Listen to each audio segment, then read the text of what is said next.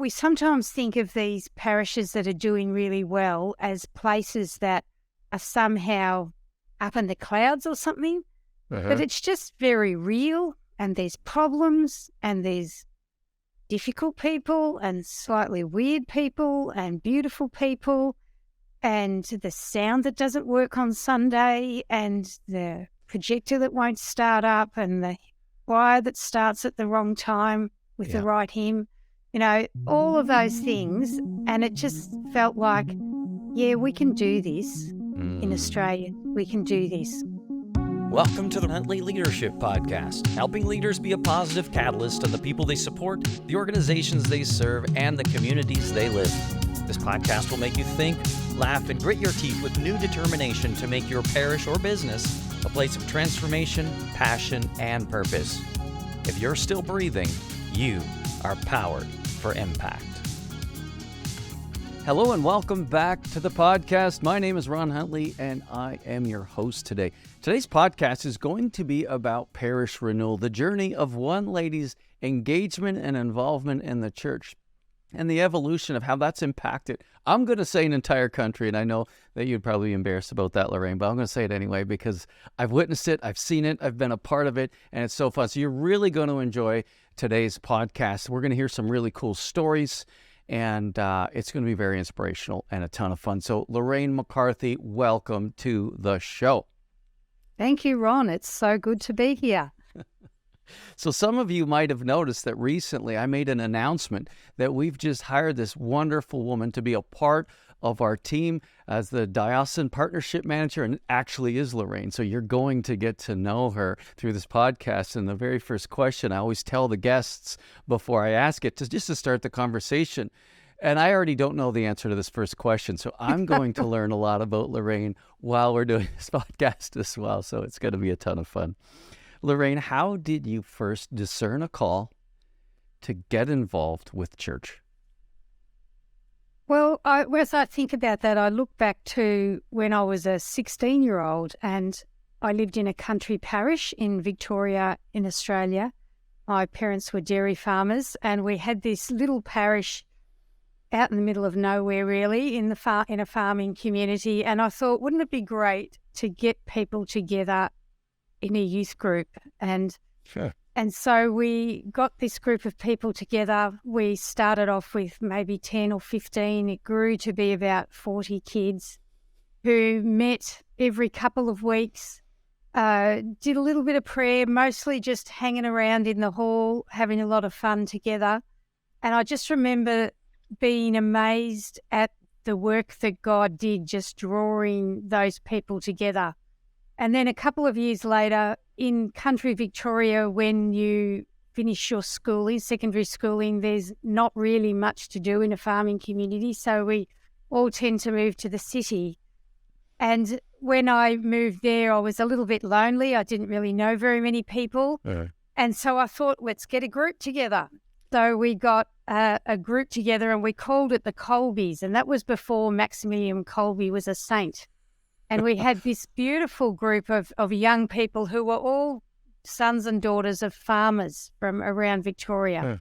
And so we were all young people from the bush that came together in the big city and got to know each other. Half of the group married each other. And I guess that's something that's been a constant call in my life, is to get people together and to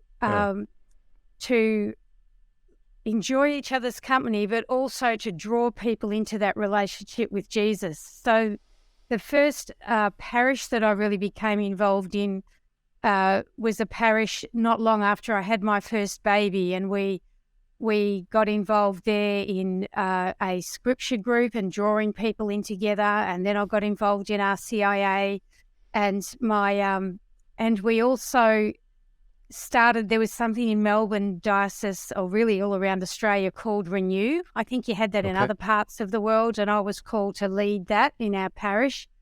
And eventually I became as my children got a bit older, I started working as a Pastoral Associate in parishes, and I did that on and off for probably 12 or 15 years before I became involved with Alpha Australia. So let me go back a couple of things here. First, we're Yes. going to get back, and I want you to tell people what a pastoral associate is. I have my definition, but I want yours. And so, because some people might not know what that means. But, you said when you were 16, you felt like, wouldn't it be cool to get some youth together? And so we got a bunch of youth together. Who was the we?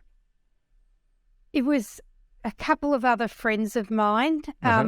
One was a fellow that was a couple of years older, kind of people that hung around it a little bit after Mass. You know how the parents all go off and talk, and so, the kids just kind of hang and look awkward. And we decided, there was about 3 or 4 of us that thought that this would be a really good idea. Right on. I just really love doing stuff in teams.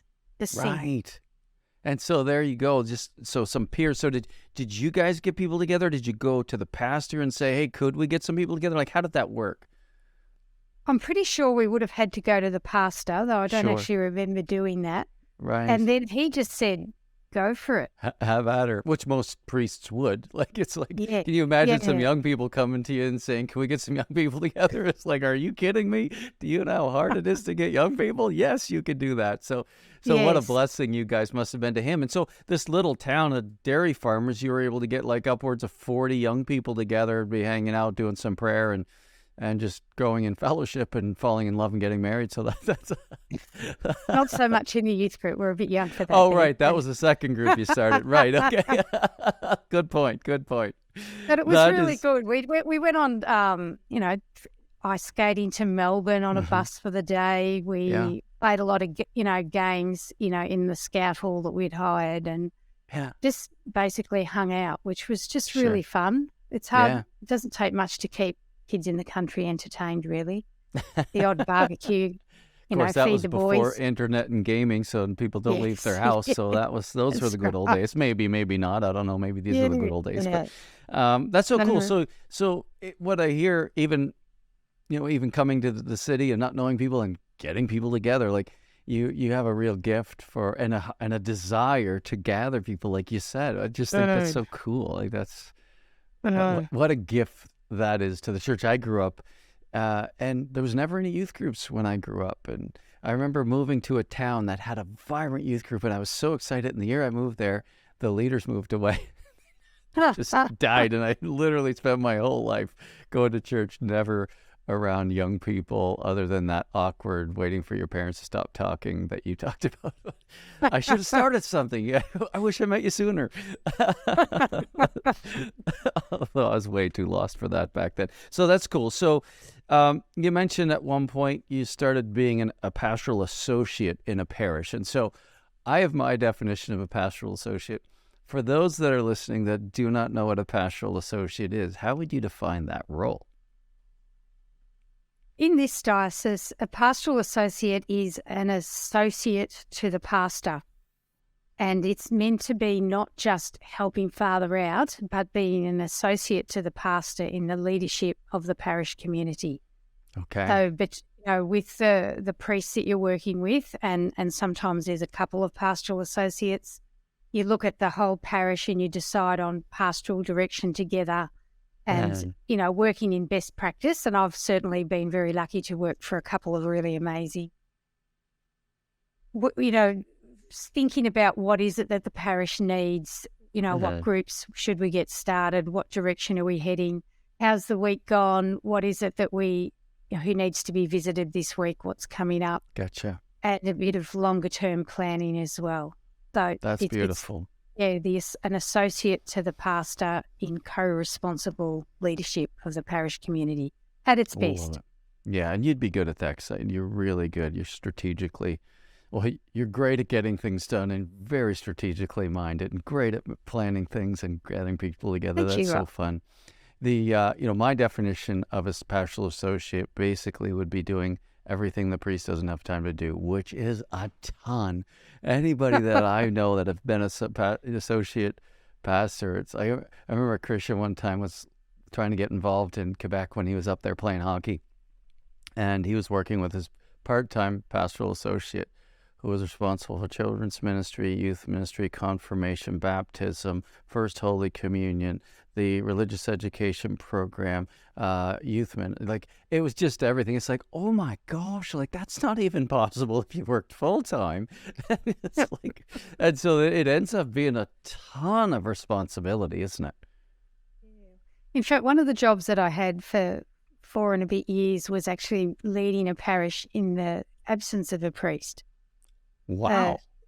So that there was a priest, but he lived and mostly worked somewhere else, and he just came in pretty much for sacraments.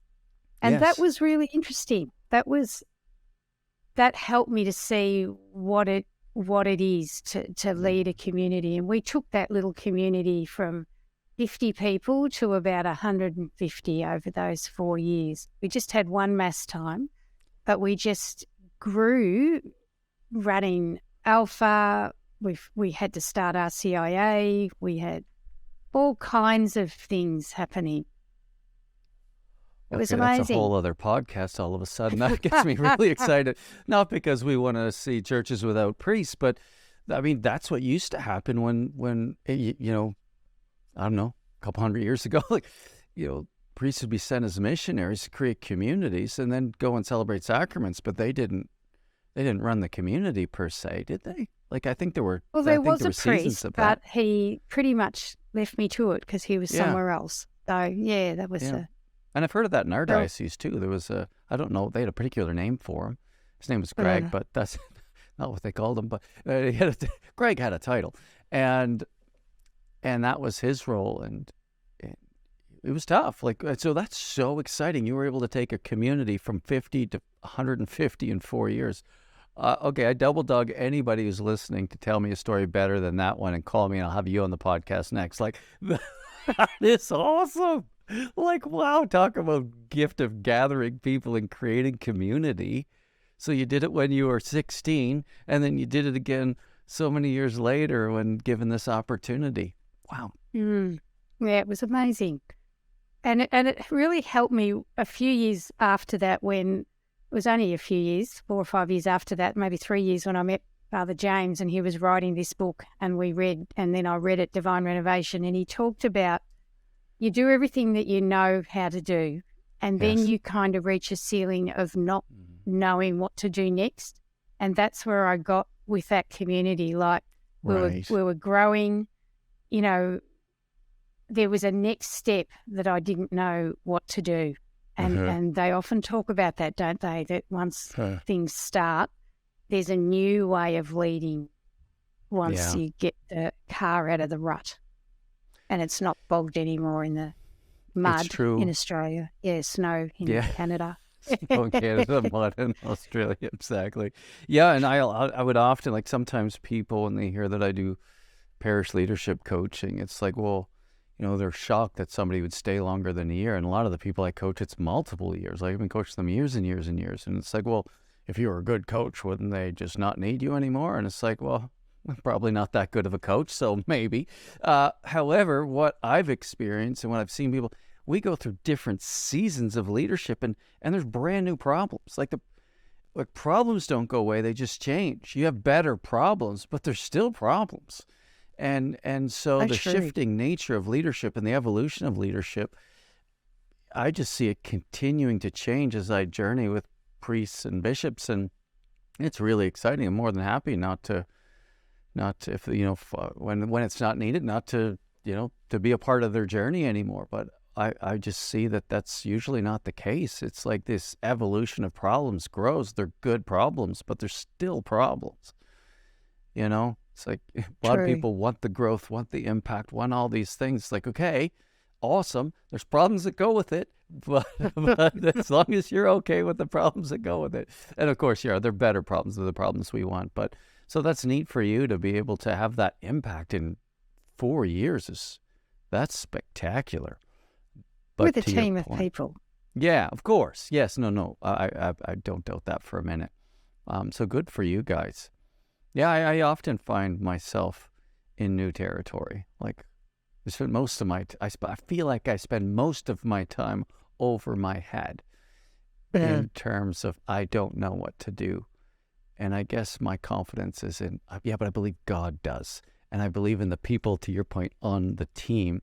And if we just keep being brutally honest with each other and discerning and prayerful and close to Christ, I just believe that's when we walk in faith in a way that's supernatural and scary but fruitful. It's so fun, but it's scary because it goes beyond your capacity, which is where I spend most of my time.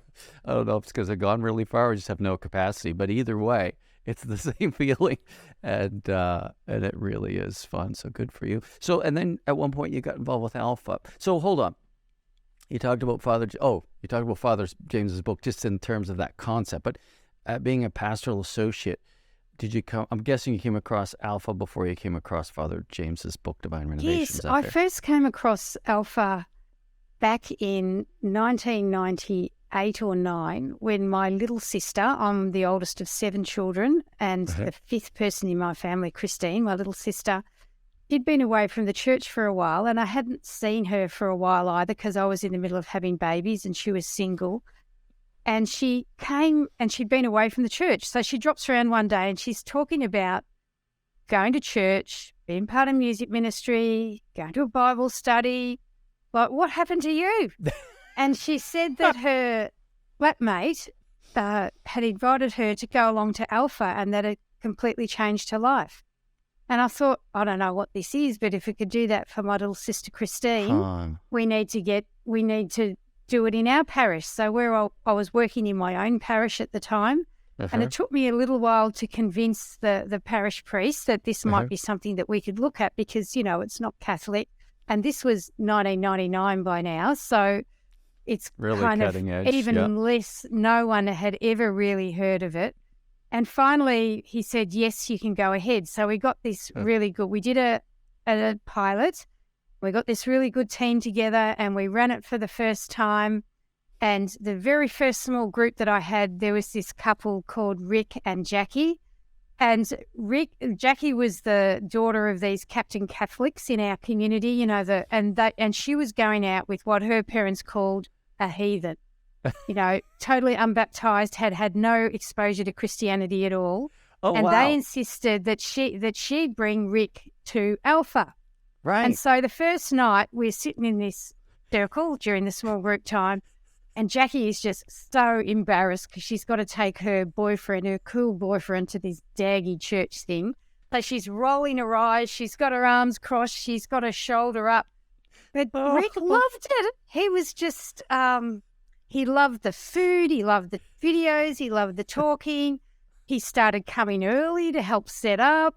And, eventually he had a really strong experience of the Holy Spirit on the Alpha weekend, came on team next time, the story that we talk about. And then eventually they got married and they have 5 children now, and they live down on the Mornington Peninsula, and they've been running Alpha in their community. And I suppose from that very first Alpha where we had that quite astounding faith conversion, really, it wasn't just about loving Jackie, it was about him, and he's often the driver in what happens in that family.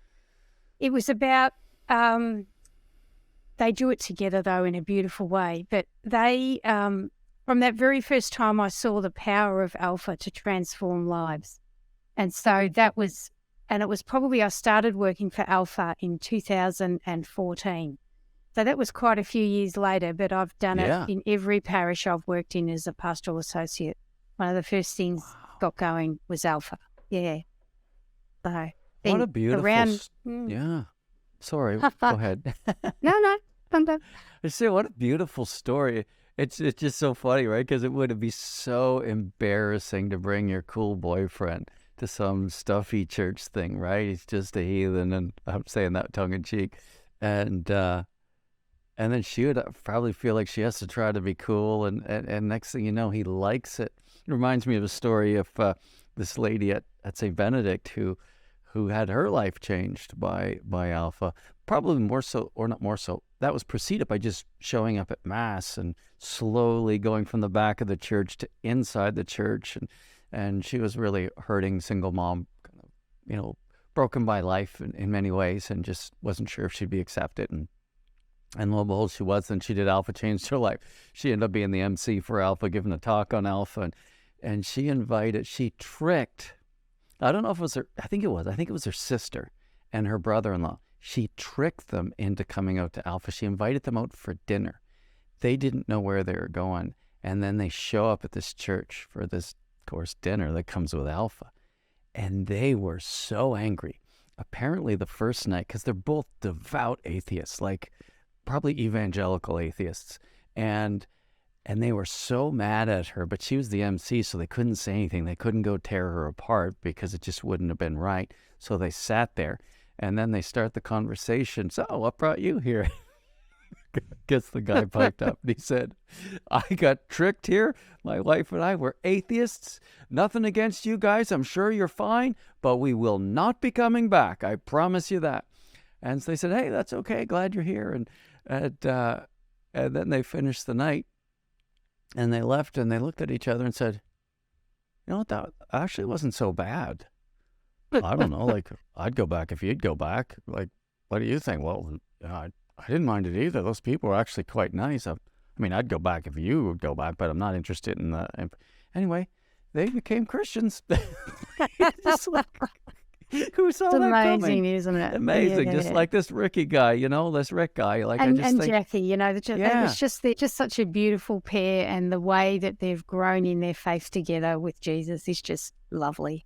Yeah, and then for their you family, to have their a beautiful tool for family. that, as somebody who's working in the church, because you can work in the church a long time and not see any Ricks come to faith, or That's right. not see any Jackies re-engage in the faith. In fact, a Jackie meets a Rick, and you never see them again until they get married, and then maybe again when they have kids. But that now as somebody working in the church, you had a tool to, thanks be to Christine, that worked for Christine, maybe to work for a Rick and a Jackie, and lo and behold, you have a tool as a church worker that actually makes new Christians. Like, what a revolutionary thought in our context, because I grew up watching everybody leave, not seeing anybody come.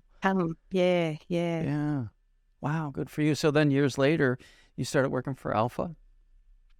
Yes. How did that come about?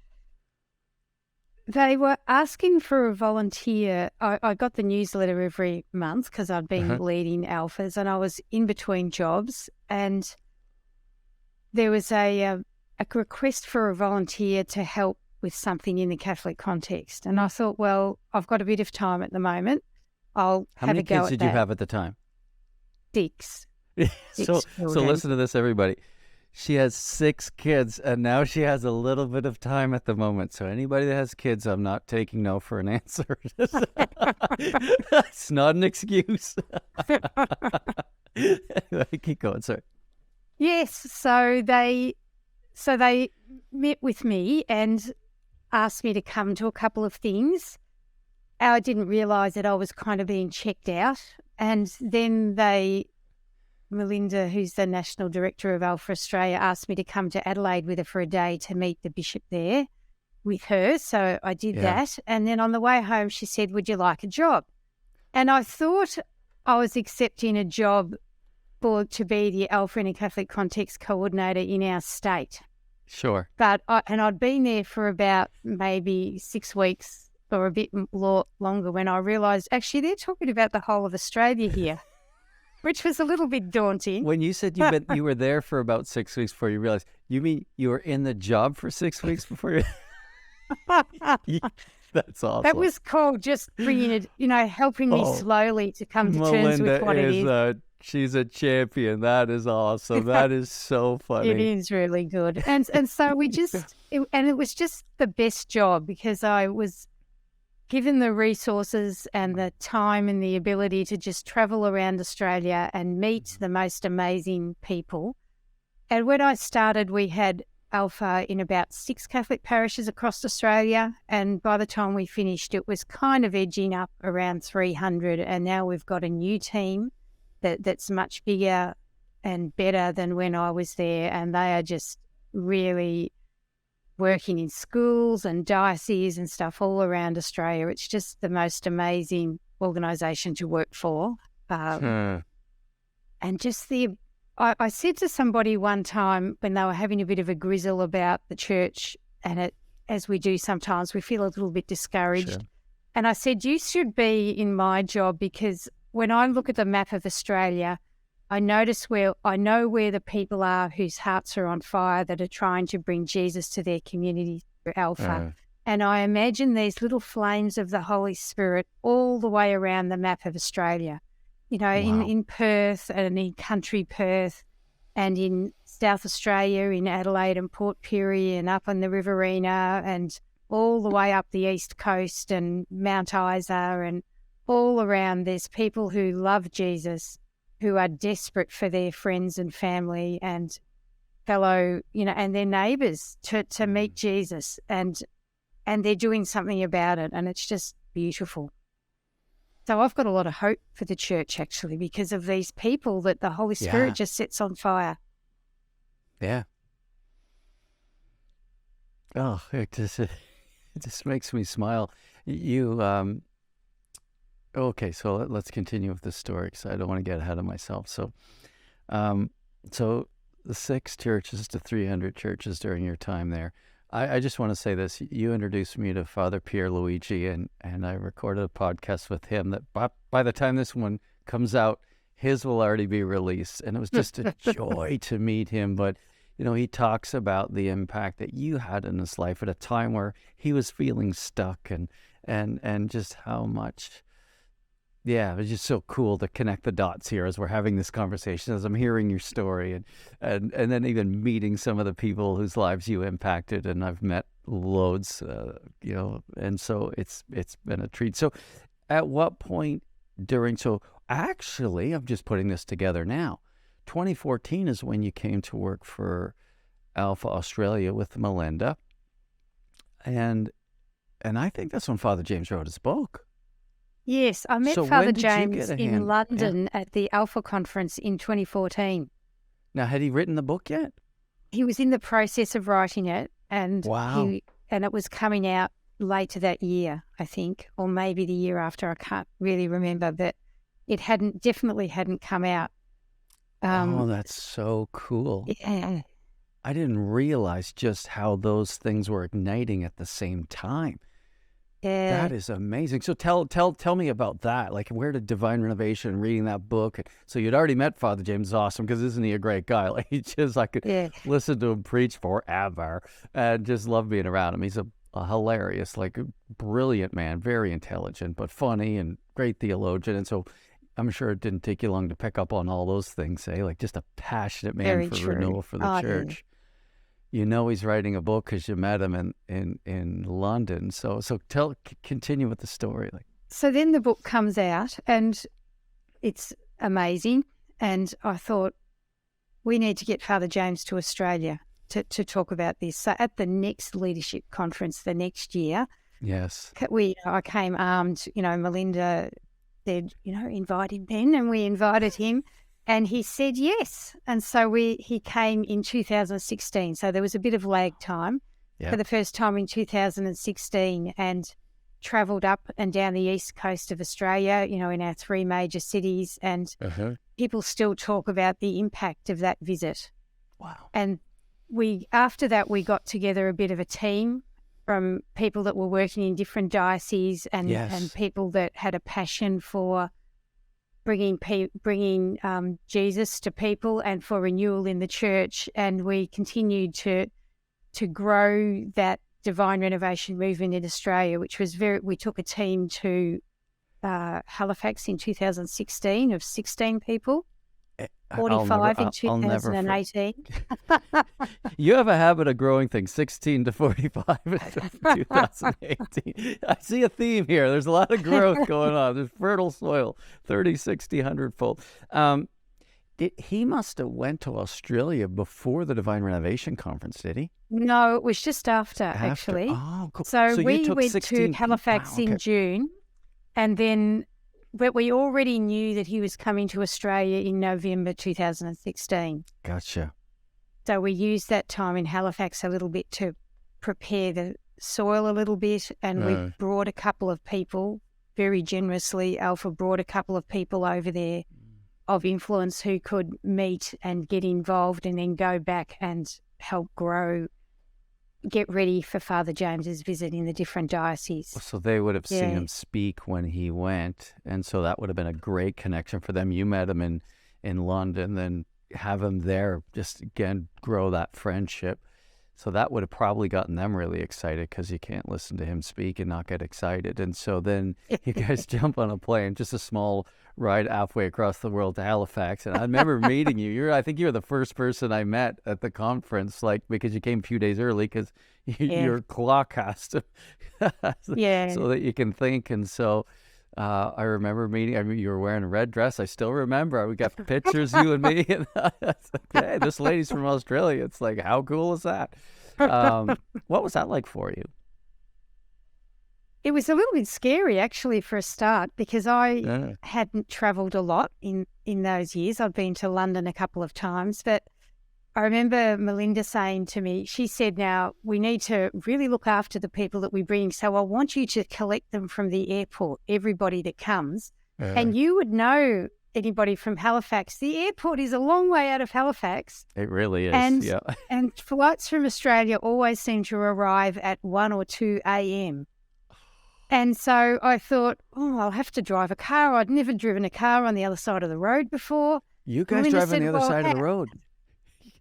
You guys are on the wrong side of the road. Yeah, so she said, how hard could it be? Well, at 1 o'clock in the morning when you've just been on a plane for 28 hours or something, it's pretty hard. So there was I had to overcome a lot of fear that first trip. And then to front up at the parish and just say, hi, I'm Lorraine from Australia.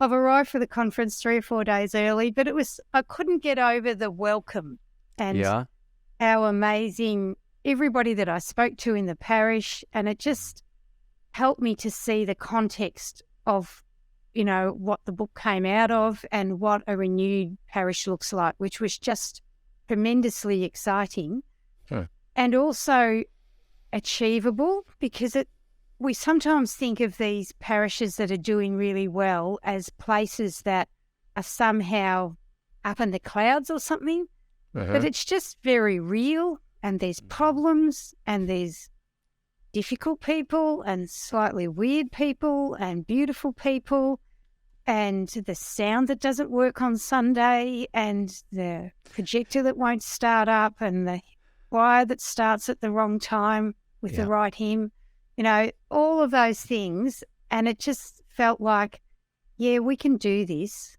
in Australia. We can do this. So in that way, it was scary, but it was tremendously exciting. It's so fun. I just assumed, because again, I remember meeting you. We'd never put on a conference before. We were just trying to do it to stop the inflow of calls that were coming in because of the book. We thought nobody will come to the conference, but at least we can say, we'd love to answer your question. Why didn't you come to the conference? We don't have time to talk right now because we're being overwhelmed by phone calls. But we didn't know anybody would come. And so, I just thought it was so fascinating. We were all overwhelmed with joy, like just absolute joy. We prepared as if people were coming, but we didn't know if anybody would come. And so it was a treat. But I remember them doing a trailer video and just little vignettes with catching people at different parts. And my favorite line was the one you just said. And it was this young girl just said, what's your takeaway from the conference? This, if we can do this. And you could tell in her eyes and the way she said it, she meant it. And, I think Father James said something like, hey, welcome to Halifax. As you can see, we're not all 7 feet tall. And, because people seem bigger than life on TV or in books. And when you hear things and then you come, and it's like, we're just as normal as everybody else. And if they can do it, we can do it. It's like, I know, that's the good news. Yeah. Oh, good for you. That's fun. So who are some of the names? Do you remember some of the names that came? All our listeners are going to go, why are you asking? I don't know any of them. But there was Father Mike from Tasmania. Oh, and we've got this. And one He's night, still listening right now, I guarantee you. I bet he does. And one night, and he won't mind me telling this story, but one night it started to rain just as the conference was finishing, and you did have buses to take people back to the accommodation, but there was a bit of a queue. Yes. And so a lot of us, more than legally, so I'm not going to say how many there were, squeezed into this little van that I had. And I looked around and Father Mike wasn't outside and he didn't seem to be in the car. And I said, "Where's Father Mike?" And I hear this thing, "In the boot."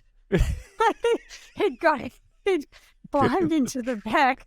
Very illegal. So, yeah, it's Father only illegal Mike, if you live in Nova Scotia. If you're from Australia, it's perfectly fine. Yeah, Daniel Eng was another one that was there, and he's just sweet. doing amazing work in Sydney at Parish renewal. Greg Shakovskoy from the Emmanuel community, and Pat Keady and those beautiful people. Pat was there? Yeah. I didn't know that. Yeah. Yeah, I just can't think of others. No, that's okay. That's just wonderful. There was a couple of priests from Sydney Diocese. That's there was wonderful. a James McCarthy, and I'm married to a James McCarthy, so there was a little bit of a joke in our family that I was going to Halifax with Father James, with James McCarthy, but not my James McCarthy. They're interchangeable. Like, as long as you have one, you're good. Yeah. That's not true, Jim. That's not true. I take that back. Wow, that's fascinating. And so yeah, you grab a group. The book comes out. You grab a group of people. You read the book. You fly to Halifax. You experience something that's like, hey, wait a minute. This is within our reach. You go home. You get ready for Father James. Father James comes and lights up Australia, I'm sure, in terms of his passion for parish renewal, right? Yeah. And then you have this group of people that all of a sudden it's like, guys, let's keep talking about this. And it was just such a hand in glove fit with your Alpha job, right? Yes, it was. Yeah. And Alpha Australia was so generous in allowing me to really work with that too. And yeah, just ignite that flame, that little pilot light. You know how Alpha talks about pilot light Christians and whoosh Christians. And just seeing that come alive. Wow. Just a couple of weeks ago, the first big, Divine Renovation Conference in Australia, and 450 people with a waiting list. I think that maybe it was 490. They could have put another, if they had, they could have fitted another 200 if they could have fitted them in, would have come. It's just huge in Australia now, which is just such a blessing for our church.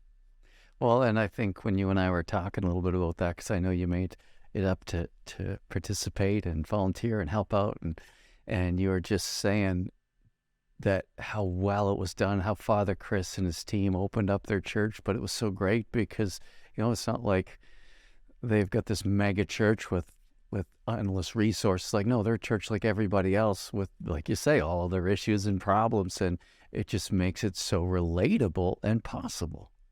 Yes, so true. Father Chris is just amazing, Father Chris Ryan, but he doesn't have anything special in his church. He's needing, a bit small and a bit old. He doesn't really have a hall that he can do things with, so Alpha presents a real problem. Yep. In terms of, they're getting big Alphas, but how do they do it? They don't have a suitable kitchen, but they're doing it. They're just, people love Jesus and they just want to spread the word, Oh, that's so fun.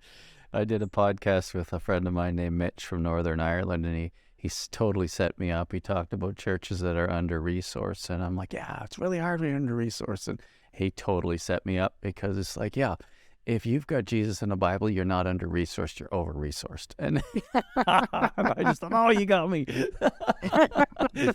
But, because we can feel sorry for ourselves, right? We say, oh, yeah, we'd do that. We'd be able to do that if. Yeah, if we had that, we'd be able to do it too. We make all these lists of excuses to excuse ourselves from not being fruitful in the form of transformed lives. And it's like, that's tragedy, because when we stop passing the buck and we take ownership as leaders and we start leaning in, God wants to help us win. Like, we have everything we need in the Catholic Church. We have the sacraments. We have the Holy Spirit. Like, it's like, man, if the 16-year-old girl can go from 4 people to 40 people with a youth group with a bunch of dairy farmers and anything's possible. And so, yeah, great. That's just such a great story. What are some of the other stories? I'd just love to maybe pick one, maybe two of your favorite stories during your time with Alpha in terms of priests and parishes that, and I love that Rick and Jackie story. Like, do you have one of a priest who just really, I don't know, benefited from beginning to use a tool that helped him bring people home, and what that did to him? I suppose I could talk about Father Mauro and Vanessa. A lot of people hear about them, don't they? But not on this show probably, but yeah, please. Probably not. Yeah, in Australia they're a little bit better known. But Father Mauro came to the very first session when Father James came in 2016, and we had a day where the Diocese of Brisbane had invited in some key leaders who they thought might be interested, and Father Mauro came with a few people from his parish, and it was a new parish. It was the newest parish in Brisbane. It had only been there for maybe 4 or 5 years. He didn't have a church yet, though they did have plans to start building one, and he had no parish staff at all. The parish secretary was a volunteer. Everybody was a volunteer. And so he gave the Divine Renovation book to a dozen or so people and asked them to read it, and then invited them to come on this day, and about 8 of them came. And at the end of the day, they formed a leadership team, a bit of a team that they thought they'd pilot Alpha. So it was only maybe 6 weeks later that they invited me to come to their parish, and we ran a bit of an Alpha training, and we got their pilot going. And I remember they invited me to come and help them with their first weekend, because they really wanted to get it well. And they actually had it wasn't just an Alpha weekend day, it was an overnight one. And on Saturday night, we the Holy Spirit came in a really powerful way on the Saturday evening, and everybody was really excited. And we were starting this fire. We had this fire, and it was a bit wet, so we were under a bit of a veranda. And after a little while, we kind of looked up and we realised that the fire wasn't doing much good for the veranda. And we were laughing. But just the camaraderie and the beauty and the humility of Father Mauro as he formed that team. And I think he was he came to the next DR conference, I think, and was one of the first people in Australia probably to be coached, even around the world. Yes, I remember that. And what's happened with their parish. But it wasn't easy because they had no resources. They had nothing. Everybody was volunteers. And they, the way that their Alpha grew and how humble they were and open to listening and hearing advice, though they only had enough people in their first Alpha after they did their pilot. They only had enough team to have about 40 guests. So they had a team of about 10 people. So they said, well, they could fit 40 guests at a pinch. But they had 60 that wanted to do it. And so rather than just stretching and going beyond what they could do, they felt as though, okay, we'll put 20 on a waiting list. Well, we'll do it with 40. It's hard to do that, isn't it? It's hard to have the discipline to do that. It is very hard to say no to people. Yep. And I think they were a little bit selective with that waiting list, but and then next time they were able to take 60, but they needed, they had 80 that wanted to do it. So I think the way that Father Mauro was able to talk from the front and lead from the front and be actively involved and really just engage his community, and they're still going all these years later. Their parish is growing. Lots of problems, lots of issues. Father Mauro's now been called to another community and, can he do it all over again? But that was just a beautiful story of just really starting from the start, slowly finding out problems. And you'd know their story a little bit too, Ron, because you coached them for a while. They're just such beautiful people. And then, as Divine Renovation continued to grow, I remember Father Tiago was just grilling me because he wanted to be coached from Portugal. I'm thinking, we don't have time. We're just booked up nonstop, full to the gunnels. But Vanessa is Portuguese, and And it's like, wait a minute, you connect the dots and coach them for a number of years. Vanessa, would you ever consider coaching? Well, maybe. And so invite her onto the coaching team and support her, and then connect her with Father Tiago. And Father Tiago I think he's got like 28 churches in Portugal now doing parish renewal. And I'm telling you, it was as dead could be over there in terms of nobody participating, nobody open, I remember him describing it to me, and I'm just getting a headache listening to him. It's like he's got like 5 parishes, and they're all tiny, and nobody wants to change. It's like, and it's radically changed, so much so that Portugal's on fire because of him. But that comes back to Father Moro and his humility and his willingness to lead and listen and gather people around and learn to lead out of a team. Didn't even have a church building, built a church, and just kept bringing people to faith like crazy. Vanessa's an optometrist, leaves her practice to work for the church full-time as an evangelist. Like, who does that? But when the vision's so crazy, so exciting, so life-changing, it's hard not to get involved when the Holy Spirit has your heart. So yeah, just watching them impact their area, but way more than that, like just set a whole country on fire. And I know that they've been leaned on to help with a continued movement of divine renovation in Australia. And so what a great story. What a great story. And you guys have to tune back in, listen to Father Pierluigi. That's the coolest story too. And so I'm going to add him to Isn't that it beautiful? Too. It is beautiful.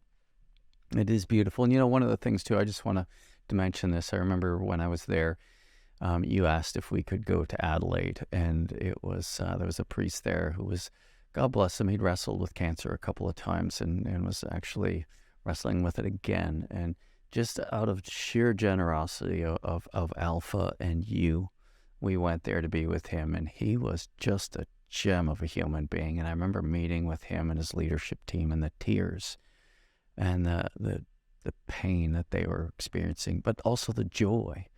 It was just this mix of things. And I remember leaving with a heavy heart, just because it was so beautiful. It was just such a ministry opportunity for me. And of course, he passed after. That was the last time I saw him. And and just think the love that Alpha puts out there, and through you and your generosity in inviting me to go there, I just felt like it was. I'll never forget that. I'll never forget that. Yeah. Yeah, that was beautiful. Father John was beautiful. Yeah, it really was. And so then at one point, I know that you were working with the Diocese of Melbourne. You did a lot of great work with them, with Archbishop Peter, just this crazy, cool, exciting plan for renewal, and a part of that team as they launched and got that up and running, which was wonderful. You led a team there with that really came alongside of priests and helped them bring their churches to life, which again is never easy. It's a long journey, but just so fun with your time there. And what are some of the learnings that you bring from that experience that you're really thankful for when you think about it? The beauty of the team and the importance of prayer. I think our team there would say that we started every day on Zoom, or if we're in person, we always start the day with prayer, and that animated every other thing that we did. And sometimes you kind of think, we don't really have enough time to be spending all this time praying, but I think it's really the most important thing that we did. I think some of the exciting things there too was to watch as Archbishop Peter talks about his plan, who creates this vision for renewal, and that we don't have to be a church that's experiencing decline, that we can be a hopeful church that goes out there. To see lights start to come on in the eyes of some of our clergy and gradually kind of buy into this hope for the future. And parishes that would say, priests that would say that there's nobody that would lead this. But then when they start to look at their community with these eyes of hope and think about who we have there, and ask some people, that they surprisingly, for them, they're really surprised that they find that there are people out there that have the fire of the Holy Spirit in their hearts that are called to this. And it's just a matter of asking. And that was the most exciting thing sometimes, after sitting in a presbytery, listening to a priest saying, I'd love to do this, but I have nobody. Yeah. And then to work through them with who could you ask, and people saying yes, and things starting to come alive. It's just beautiful, because I think God really does give us the people that we need to do what he wants us to do. Because why would God put a call on your heart if he doesn't give you what you need? And so I think trusting in that and thinking, if I think that I haven't got anyone, well, then maybe I need to have another look, because there are people there. Yeah, that was really a big learning. Isn't that beautiful? I think as priests too, they just see doing church as their job. And so they don't see people, they don't have, a lot of times they have no idea how hungry lay people are to make a difference and collaborate. They're just so excited, but they never get the chance. And when they do get the chance, it changes their life too. And so it really is a wonderful opportunity for people to grow together while making a difference. And so it's been fun to watch that go down, to watch people grow in hope and impact. And you and your team were just so fun to work with and watch that continue to grow. Again, I just mesmerized, because I've worked with a number of dioceses over the years, and I'd never seen a better plan in terms of understanding of what we're dealing with, and then opportunities like how to execute that, recognizing the differences that people might have as leaders in terms of how open they might be to go on that journey with you guys. And so you didn't treat everybody the same. You just recognized, no, we need to go at the pace that these church leaders are willing to go at. And I loved the respect for that, the clarity of that, and then the alignment for action and support that you guys had. I learned a ton working with you and your team as you put that together with Archbishop Peter and his team. Like, I just thought, way to go. Of all the dioceses that I've worked with, I've never seen a better plan, not only thought through, but then executed than what you guys were doing there. So that was a ton of fun. And so now we get to work together even more. I tell our listeners that Lorraine invited me years ago to come down to Australia after Father James went there, the ultimate theological disruptor, Father James Mallon. And then I came in, you invited me to come and be with you, and we traveled like just... We were road warriors for those, I don't know, 3 weeks. I don't know how long I was there. Felt like it took me 3 weeks to get there on the plane. It was so long. But it was so fun to work with you. What I recognized, I'd never worked with anybody who understood how to leverage influence so well. Like, you made sure that you put me in front of people who you thought that would have the biggest impact on. And so just minute after minute, we were just in front of different people, whether it was speaking, coaching, you name it.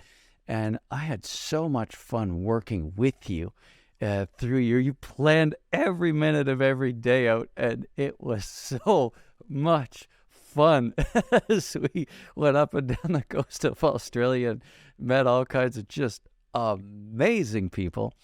And then we did it all again like 9 months later, didn't we?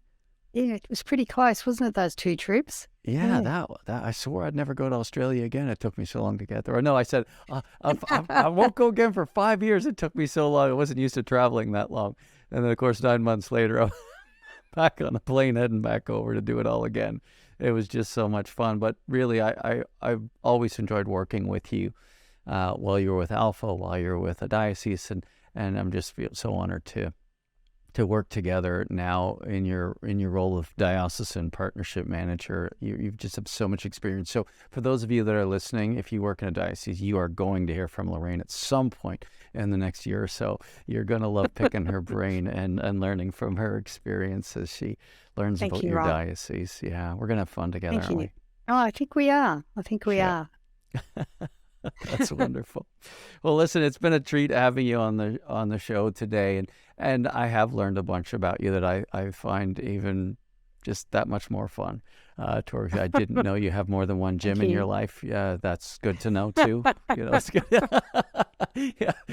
If the one you're with and the spare one, just in case. So that's all. No, just teasing you. I look forward to being. We're going to be, for those of you that are listening, we're going to be, and sometimes maybe you travel to the conference, the Alpha Conference in May. Lorraine and I and the real Jim are going to be going to London this May, and I hope that we can connect and see you and get to say hi. Please leave a comment, leave a question on the comments in terms of YouTube or Facebook or what have you, wherever we're at. We're all over the place, and we would love to connect with you.